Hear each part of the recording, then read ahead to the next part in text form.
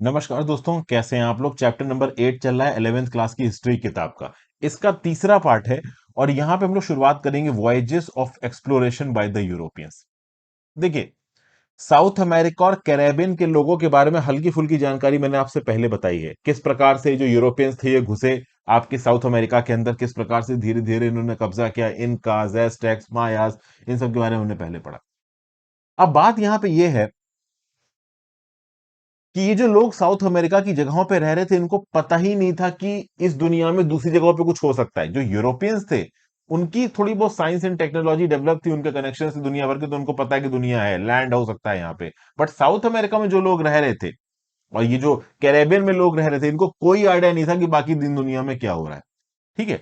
जब ये अटलांटिक सी को क्रॉस करके यूरोप से लोग पहुंचना शुरू हुए कैरेबियन और साउथ अमेरिका में, तब इनको पता चला कि भाई दूसरी जगह पे भी लोग रहते हैं। इस समय पे सेलिंग में मैग्नेटिक कैंपस का इस्तेमाल किया गया। मैग्नेटिक कैंपस से आप कार्डिनल पॉइंट्स को पॉइंट आउट कर सकते हो। वैसे तो मैग्नेटिक कैंपस 1380 से पता था, बट इसमें कुछ साइंटिफिक इंप्रूवमेंट्स किए गए यहाँ पे। और आप देखो तो 15वीं शताब्दी तक आते आते शिप्स भी स्ट्रांग हो चुके थे। बड़े शिप्स बनाए जा रहे थे, यूरोपियन सेलिंग शिप्स, जिसमें बड़े अमाउंट में कार्गो रखा जा सकता था, इक्विपमेंट रखा जा सकता था, असला बारूद रखा जा सकता था। प्लस ओवरऑल जो कैंपसेस थे, डायरेक्शन को दिखाने वाले डिवाइसेस थे, इनको बहुत हद तक यहां पे साइंटिफिकली इंप्रूव किया गया। उस समय पे कॉस्मोग्राफी पे और ज्योग्राफी पे बहुत सारी किताबें लिखी जाने लगी और पढ़ी जाने लगी। ये जो यूरोपियन सेलर्स थे, ये बहुत पैशनेट थे ट्रेवलिंग को लेके, और इसलिए उससे रिलेटेड जितनी भी इंफॉर्मेशन थे रखते थे अपने पास। जैसे कॉस्मोग्राफी, कॉस्मोग्राफी क्या थी कि भैया यूनिवर्स को मैप करना, और मैपिंग की जो साइंस है उसको कॉस्मोग्राफी बोलते हैं। इसमें भाई अर्थ को तो मैप किया ही था, हेवन को भी मैप कर दिया था इन्होंने अपने हिसाब से। हालांकि ज्योग्राफी और एस्ट्रोनॉमी की तरह नहीं थी, उस समय की जितनी साइंटिफिक एडवांसमेंट थी, जो भी विचारधाराएं थी धर्म के हिसाब से, साइंस के हिसाब से, उन सब के कंपाइलेशन से जब जगहों का आइडिया लगाने के लिए मैप बनाया गया, तो उस पूरी की पूरी ब्रांच को बोल दिया गया कॉस्मोग्राफी। हालांकि उसमें बहुत कन्वेंशनल एलिमेंट्स थे, वो हम अलग से कभी देखेंगे। 1477 में पटोलमी की ज्योग्राफी लिखी गई। ठीक है भाई, 1300 साल पुरानी है ये प्रिंट में अवेलेबल हुई। ठीक है। मतलब आप कह सकते हो कि 1477 में यहां पे पब्लिश हुई, 1300 साल पहले उससे लिखी हुई थी। और पोटोलमी के हिसाब से, पोटोलमी एक इजिप्शियन था, जो दुनिया भर के रीजन है वो लैटिट्यूड्स और लॉन्गिट्यूड्स में बटे हुए हैं। ऐसा नहीं है कि लैटिट्यूड और लॉन्गिट्यूड का जो कंसेप्ट है ये अंग्रेजों ने दिया है, ऐसा नहीं है। पहले से ये कंसेप्ट एग्जिस्ट करता, तो उसको इंप्रूव कर दिया, बस अर्थ पे ले आए। इनके लैटिट्यूड लॉन्गिट्यूड हेवन तक नहीं पहुंचे। ठीक है ना भाई। तो ओवरऑल ये जो पोटोलमी ने ज्योग्राफी लिखी है, इससे यूरोपियंस ने कुछ सीखा। अरब वर्ल्ड में जो लिखा गया उससे यूरोपियंस ने कुछ सीखा। ठीक है भाई। यूरोपियंस को शुरुआत में थोड़ी बहुत नॉलेज थी दुनिया की, इनको लगता था कि तीन कॉन्टिनेंट्स है, यूरोप, एशिया, अफ्रीका। हालांकि ये आप कह लो कि आर्कटिक हो गया, अंटार्कटिका हो गया, इसके बारे में ज्यादा पता नहीं था यूरोपियंस को, धीरे धीरे पता चलने वाला था वॉयज के साथ। अच्छा, थोड़ा ब्रेक लाओ दोस्तों, वीडियो पे लाइक का बटन जरूर दबा देना, चैनल को अब तक शेयर और सब्सक्राइब नहीं किया कर लीजिए, इंस्टाग्राम पे फॉलो कर लीजिए, टेलीग्राम ग्रुप ज्वाइन कर लीजिए। दोनों ही चीजों का लिंक आपको नीचे डिस्क्रिप्शन बॉक्स में दिया हुआ है। टेलीग्राम ग्रुप में आपको लेक्चर्स की पीडीएफ वगैरह मिल जाती हैं। हो सके दोस्तों तो ज्वाइन बटन दबा के हेल्प करें। चैनल पे सुपर थैंक्स का ऑप्शन एक्टिव हो गया है। आपको थैंक्स, ये लाइक बटन के बगल में, शेयर बटन के बगल में सुपर थैंक्स का ऑप्शन दिख जाएगा, तो if you can click the super thanks button. चलिए। अच्छा, टेलीग्राम ग्रुप जरूर ज्वाइन कर लीजिए। लेक्चर्स की पीडीएफ और जो भी अपडेट्स होते हैं वो मैं आपको टेलीग्राम ग्रुप में अवेलेबल करवा देता हूं। तो जो पटोलमी था, इसने अपनी ज्योग्राफी में क्या लिखा था कि वर्ल्ड स्फेरिकल है। तो इसने ये तो बता दिया था कि दुनिया गोल है, लेकिन ओवरऑल ये लैंड के एक्सटेंट को और ओशन के एक्सटेंट को नहीं समझा पाया था। और बहुत मुश्किल था उस समय पे, देखो कोई बहुत एडवांस लेवल की आप कह लो इंस्ट्रूमेंट्स और इक्विपमेंट्स तो अवेलेबल थे नहीं। पोटोलमी यहां पे ऑब्वियस सी बात है, अपने समय के हिसाब से जो ओशंस की विड्थ है वो नहीं बता पाया। ठीक है ना। अब जब यूरोपियंस निकले आपका इंडीज की तलाश में, वो बेसिकली इंडिया की तलाश में निकले थे ओवरऑल स्पाइसेस के रिस्पेक्ट में। तो यहां पे है आइबेरियन पेनिसुला, ये है यूरोप। अब इधर से निकले वेस्ट। अब दुनिया अगर गोल है तो ऐसे जाएंगे तो कहां पहुंच जाएंगे, इंडिया पहुंच जाएंगे। लेकिन उनको ये नहीं पता था कि बीच में नॉर्थ अमेरिका और साउथ अमेरिका भी है, तो कैरेबियन पहुंच गए ये लोग। ठीक है ना, ये यूरोपियंस। लेकिन भाई अगर इधर है ऊपर यूरोप, नीचे अफ्रीका, इधर नॉर्थ अमेरिका, इधर साउथ अमेरिका, तो बीच में है Atlantic Ocean, to be precise North Atlantic Ocean. और नॉर्थ अटलांटिक ओशन को क्रॉस करना इतना आसान नहीं था। इन यूरोपियंस को अपनी जर्नी शुरू करते वक्त ये नहीं पता था कि ये कितना लंबा डिस्टेंस ट्रेवल करने वाले हैं। इनको लगा छोटा सा वॉयज होगा, इनके लिए छोटा मतलब 10 दिन हो गया, 15 दिन हो गया, 20 दिन हो गया, लेकिन ये काफी लंबा वॉयज था। और मैं आपको बता दूं, जैसे मैंने पहले भी बताया है, कि बहुत से लोग निकले, लौटे ही नहीं, डूब गए कहीं बीच में। हालांकि उनके बारे में हिस्ट्री में बात नहीं होती। देखिए, हिस्ट्री में बात होती है अचीवर्स के बारे में, जिन्होंने कुछ अचीव किया है। जो लोग निकले, नहीं पहुंच पाए, खत्म हो गए, उनके बारे में कौन सोचता है? वो चले गए। वो जब निकल रहे थे, मतलब जब वो निकले तो ओवरऑल वापस नहीं लौटे, तो अब उनके बारे में कौन सोचने जाएगा? कौन उस समय पे उनको ढूंढेगा? उनको भी पता था कि रिस्क लेके निकल रहे हैं, कुछ भी हो सकता है। तो आइबेरियन पेनिनसुला से लोग निकले। अब आइबेरियन पेनिनसुला में मेन दो कंट्रीज हैं, एक पुर्तगाल है, एक स्पेन है। आपको नक्शा दिखाता हूं यहाँ पे। ये देखिए, ये नक्शा है, ये यूरोप का नक्शा है। यहाँ पे ग्रीन में आपको नजर आ रहा है आइबेरियन पेनिनसुला। आइबेरियन पेनिनसुला की सबसे बड़ी कंट्री है स्पेन, और एक छोटी सी कंट्री है इसमें पुर्तगाल। पहले पूरा का पूरा आइबेरियन पेनिनसुला अरब्स के कंट्रोल के अंदर में था। फिर बाद में क्रिश्चियन लोग यहाँ पे आए, उन्होंने लड़ाई करके आइबेरियन पेनिनसुला को कब्जा लिया। 1492 के लगभग की बात है। आपसे एक सवाल है, आइबेरियन पेनिनसुला में स्पेन और पुर्तगाल, ये दो कंट्रीज तो हैं ही, क्या आइबेरियन पेनिनसुला में कुछ और कंट्रीज भी हैं? नीचे कमेंट बॉक्स में बताओ, क्या आइबेरियन पेनिनसुला की जमीन के कुछ हिस्से में किसी और कंट्री का भी राज है, स्पेन और पुर्तगाल के अलावा? ये ढूंढिए और नीचे कमेंट बॉक्स में बताइए। चलिए, अपनी डिस्कशन को जारी रखते हैं। अब क्या हुआ कि ये एक्सप्लोरेशंस चालू थे, 15th सेंचुरी में एक्सप्लोरेशंस चालू थे। इनको बोला गया वॉयजेस ऑफ डिस्कवरी। ठीक है ना भाई? हालांकि वॉयजेस ऑफ डिस्कवरी इनको बोल जरूर दीजिए, बट ऐसा नहीं है कि पहली बार ऐसा कुछ हुआ था कि लोग वॉयज पे निकले थे। इससे पहले भी लोग वॉयज पे निकल चुके थे पुराने समय में। इन यूरोपियन से पहले बहुत से चाइनीज, अरब्स और इटालियंस ओशन के लंबे स्ट्रेचेस पे ऑलरेडी निकल चुके थे। बहुत कुछ वो सेल कर चुके थे। जो पैसिफिक आइलैंड से पॉलिनेशियंस और माइक्रोनेशिया के, उन्होंने भी बहुत लंबी सेलिंग की है। जो वाइकिंग्स थे नॉर्वे के, वो भी आपके नॉर्थ अमेरिका पहुंचे 11वीं शताब्दी में, समुंदर क्रॉस करके। मतलब समुंदर को क्रॉस करने वाला ये जो काम था, ऐसा कुछ यूनिक नहीं थे यूरोपियंस की, इन्होंने शुरू किया था, इससे पहले ही ये चीज चालू थी।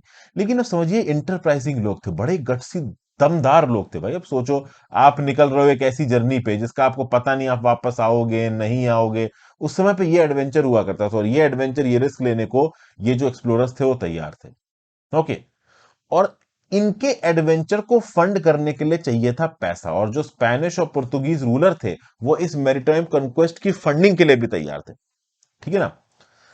स्पेन के राजा और पोर्टुगल के राजा, ये दोनों ही तैयार रहते थे कि हाँ भाई, कोई अगर मैरिटाइम क्वेस्ट पे जा रहा है, अगर वो अपनी इनिशियल कैपेबिलिटीज को दिखा पाता है तो ठीक है भाई, उसको शिप, उसके शिप का खर्चा, उसके क्रू का खर्चा, उसके खाने पीने का खर्चा, ये सब हम उसको दे देंगे। अब ओवरऑल एक अच्छा खासा खर्चा होता था एक मैरीटाइम ट्रिप को फाइनेंस करने में। तो ये राजा खर्चा क्यों उठाएंगे? उसकी रीजन थी सोना, ट्रेजर, ग्लोरी, टाइटल्स। तीन मेन वजह यहां पे आती हैं हेड्स में, इकोनॉमिक, रिलीजियस और पॉलिटिकल। अब इन तीनों वजहों को यहां पे समझने की कोशिश करते हैं। हल्का सा भी मैं आपको समझाऊं, नए इलाके मिलेंगे, उसके ऊपर पॉलिटिकल कंट्रोल। रिलीजियस मतलब, ये जो लोग हैं मैरिटाइम कंक्वेस्ट पे निकले, किसी दूसरी जगह पे जाएंगे तो वहां पे क्रिश्चियनिटी धर्म का फैलाव करेंगे, प्रचार प्रसार करेंगे। और इकोनॉमिक, जब उन नई जगहों पर पहुंचोगे तो वहां पे रिसोर्सेज को कब्जा होगी। ये तो मैंने एक बेसिक आइडिया दे दिया, थोड़ा डिटेल में समझते हैं। देखिए, समझिए, मिड 14 से मिड 15 सेंचुरी में यूरोपियन इकोनॉमी नीचे की तरफ जा रही थी। ये क्यों नीचे की तरफ जा रही थी, क्या बवाल हुआ है, ये मैं आपको पहले की वीडियोस में समझा चुका हूं। अगर आप मेरी 11th क्लास की, 10th क्लास की हिस्ट्री लगातार देखते आ रहे हैं, तो ये सब मैंने आपको पहले समझाया है। तो मिड 14 तो मिड 15 सेंचुरी में यूरोप में काफी परेशानियां आ चुकी थी।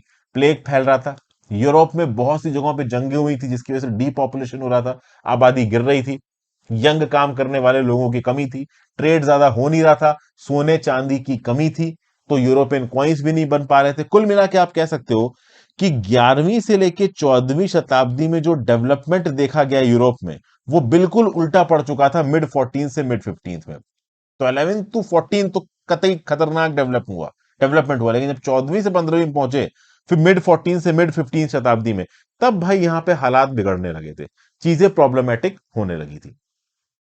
ठीक है? तो इस कंटेक्स्ट में, अगर आप नए मैरिटाइम कॉन्क्वेस्ट को स्पॉन्सर करते हो और कोई एक ऐसा इलाका मिल जाता है जहां बहुत सारे रिसोर्सेज हैं, तो पॉलिटिकली, इकोनॉमिकली, रिलीजियसली स्पेन और पुर्तगाल के राजा, सबको बहुत फायदा होगा। ठीक है? तो जो 11वीं 14वीं शताब्दी में इटालियन सिटी स्टेट्स फल फूल रहे थे, ट्रेड फल फूल रहा था, वो यहां पे अब मिड 14 से मिड 15 सेंचुरी में गिर चुका था, और उसकी बहुत वजह थी। एक वजह तो ये थी कि कॉन्स्टेंटिनोपल, जो आज की डेट में इस्तांबुल है, इसके ऊपर तुर्कियों का कब्जा हो गया था, टर्क्स का कब्जा हो गया था। ये पहले इलाका आपका रोमन एम्पायर के अंदर आता था। बाद में टर्क्स ने इनको कब्जा लिया, कब? 1453 में। अब इस इलाके में जब टर्क्स का कंट्रोल आ गया, तो पहले जिस इलाके के ट्रेड के ऊपर क्रिश्चियंस का राज था, मुस्लिम्स का राज आ गया।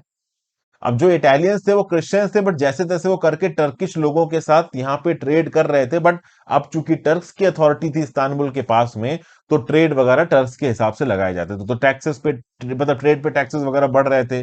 तो यहाँ पे थोड़ा एडवेंचरिज्म आया। जो बड़े बड़े राजा थे, जो क्रिश्चियनिटी का दुनिया भर में प्रचार प्रसार करना चाहते थे, उन्होंने क्या बोला कि यार हम क्रूसेड्स स्पॉन्सर करेंगे। क्रूसेड्स को एर्तुगरुल सीरियल में भी दिखाया गया, ठीक है ना। तो ये जो क्रूसेड्स हैं, ये टर्क्स के अगेंस्ट थे। मतलब क्रिश्चियन जो पोप था, वो ओवरऑल यहाँ पर क्रिश्चियन फाइटर्स को बाकायदे पूरे ऑनर के साथ भेजता था कि जाओ क्रिश्चियनिटी का परचम लहरा के आओ। और लंबी एक जंग चली है क्रिश्चियंस वर्सेस मुस्लिम्स की। तो बेसिकली यहाँ पे यूरोप से जो क्रिश्चियंस थे, वो ये जो Turkey, present day Turkey, Iraq, Syria वाला इलाका है, यहाँ पे घुस घुस के ज्यादा से ज्यादा जमीन को कब्जाने की कोशिश कर रहे थे। एक और रीजन था इन क्रूसेड्स का, जितना ज्यादा इलाका पॉलिटिकल कंट्रोल के अंदर आएगा, उतने ही ज्यादा इलाके के ट्रेड के ऊपर और टैक्सिंग पावर्स के ऊपर आपका दबदबा होगा। तो आपके पास पैसा आएगा। देखिए, जितनी ज्यादा जमीन आपके पास, और वो भी इस्तांबुल, इराक, सीरिया जैसे लैंड्स जो कि अपने आप में बहुत फर्टाइल थे, बहुत रिच थे, अगर ये इन क्रिश्चियन राजाओं के पास आ जाओ, पहले क्रिश्चियन राजाओं ने यहाँ पे राज कर रखा था, रोमन एम्पायर का राज था, तो ये बड़ा मजा आता था। इसलिए क्रूसेड्स यहाँ पे ऑर्गेनाइज करवाया गया, ठीक है ना। हालांकि क्रूसेड्स की कहानी अलग है, उसमें ज्यादा नहीं बताऊंगा। फिर इन यूरोपियंस ने और इलाकों में एक्सपेंड करना शुरू किया गोल्ड और स्पाइसेस के लिए। एक इलाका जिनकी तरफ इनका ध्यान गया वो था वेस्ट अफ्रीका। देखिए, यूरोप से ना इंडिया और इंडोनेशिया जैसी कंट्रीज बहुत दूर थी। तो इंडिया इंडोनेशिया तक पहुंचना इनके लिए काफी मुश्किल था। अगर बगल में होती तो बर्बाद कर देते। इनके बगल में क्या था? तो बगल में भाई आप कह सकते हो थोड़ा कंपेरेटिवली पास था अफ्रीका। तो ऊपर यूरोप है, नीचे अफ्रीका है। यूरोप के आइबेरियन पेनिनसुला पहुंचे, तो कंपेरेटिवली कम टाइम में हम अफ्रीका पहुंचेंगे। तो वेस्ट अफ्रीका में भाई ये लोग पहुंचे।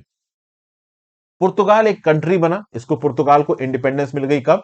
तो पुर्तगाल को इंडिपेंडेंस मिली भाई स्पेन से 1139 में। और पुर्तगीज ने अच्छी खासी फिशिंग और सेलिंग स्किल्स तो कब्जा ही ली थी। और पुर्तगाल का प्रिंस था प्रिंस हेनरी। इसको नेविगेटर कहा जाता था। इसने बोला कि भाई वेस्ट अफ्रीका पे धावा बोल दो, अलग अलग इलाकों को कब्जा। और 1415 में स्वेटा नाम की जो जगह है, उसको कब्जा लिया प्रिंस हेनरी और पुर्तगाल ने। ये स्वेता बिल्कुल मोरक्को के बगल में है, ठीक है ना भाई।